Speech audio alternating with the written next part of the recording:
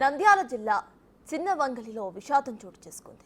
చాలనమర్రి మండలంలోని ఓ ఇంట్లో మట్టి మీదే కూలి ఒక కుటుంబం మొత్తం కూడా మృతి చెందింది. ఇంట్లో నిద్రిస్తూ ఉండగా తండ్రి, తల్లి, ఇద్దరు పిల్లలు మృతి చెందారు.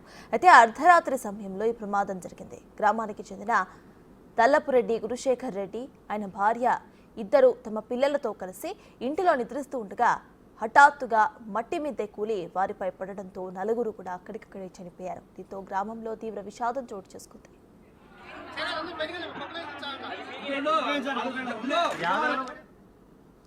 ఇదే విషయంపై పూర్తి డీటెయిల్స్ మా ప్రతినిధి శ్రీరామ్ అందిస్తారు. శ్రీరామ్, అక్కడ అప్డేట్స్ ఏంటి?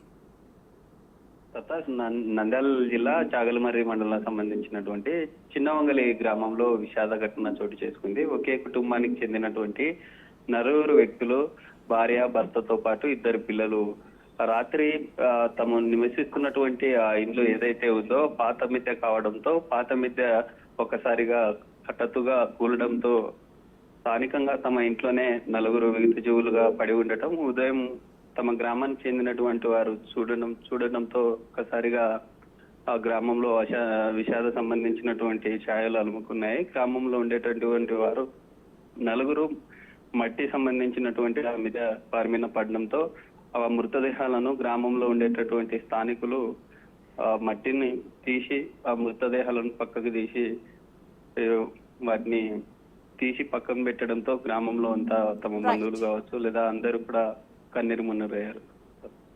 Right, thank you Sriram. ముందు మట్టి రావాలి